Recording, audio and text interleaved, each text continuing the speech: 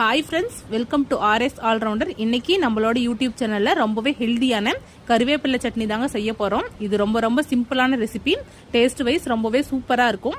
பொதுவாக கருவேப்பிலையை யாருமே சாப்பாட்டில் சாப்பிட மாட்டாங்கங்க, அப்படியே தூக்கி போட்டுருவாங்க. நம்ம இது மாதிரி சட்னியை அரைச்சி கொடுக்கும்போது நல்லா விரும்பி சாப்பிட்ருவாங்க. டேஸ்ட்டும் ரொம்ப சூப்பராக இருக்கும்.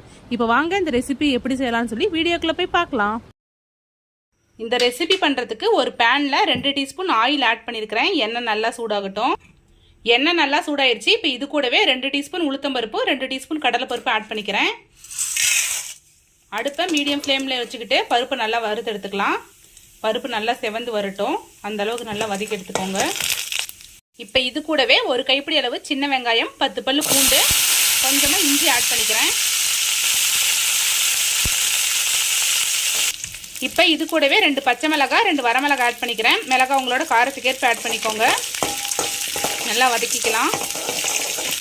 வெங்காயம் இந்த அளவுக்கு வதங்கிடுச்சு. இப்போ இது கூடவே 1 டீஸ்பூன் ஜீரகம் ஆட் பண்ணிக்கிறேன்.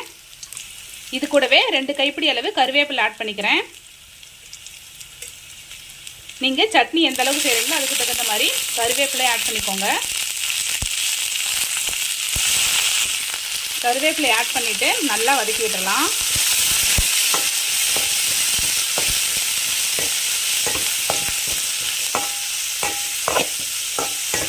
ஒரு 3 நிமிஷம் நல்லா வதக்கி விட்டுடலாம். கருவேப்பிலையை நம்ம நல்லா 3 நிமிஷம் வதக்கி எடுத்துக்கிட்டோம். இப்போ இது கூடவே 2 பீஸ் தேங்காய் ஆட் பண்ணிக்கிறேன். இது கூடவே ஒரு சின்ன நெல்லிக்காய் சைஸ் புளி ஆட் பண்ணிக்கிறேன். இப்போ தேவையான அளவு உப்பு ஆட் பண்ணிக்கலாம். தேங்காய் ஆட் பண்ணிவிட்டு ஒரு 2 நிமிஷம் மட்டும் வதக்கி விட்டுட்டு அடுப்பை ஆஃப் பண்ணிடலாம். கருவேப்பிலையில் நிறைய பெனிஃபிட்ஸ் இருக்குங்க.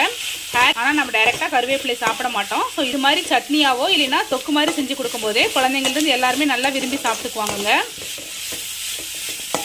இப்போ 2 நிமிஷம் நல்லா வதங்கிடுச்சு. இப்போ அடுப்பை ஆஃப் பண்ணிவிட்டு ஆற வச்சு இதை நல்லா அரைச்சி எடுத்துக்கலாம். அரைக்கும் போது கொஞ்சமாக தண்ணி ஆட் பண்ணிவிட்டு உப்பு சரியாக இருக்கான்னு சொல்லி பார்த்துட்டு அரைச்சி எடுத்துக்கலாம்.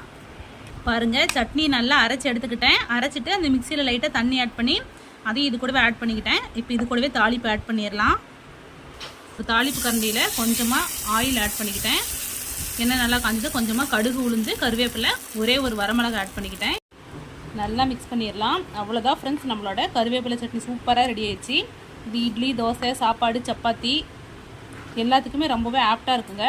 கருவேப்பிலை உடம்புக்கு ரொம்ப நல்லது. ஸோ கண்டிப்பாக ட்ரை பண்ணி பாருங்கள். ட்ரை பண்ணி பார்த்துட்டு எப்படி இருக்குன்னு சொல்லிட்டு மறக்காமல் கமெண்ட்டில் சொல்லுங்கள்.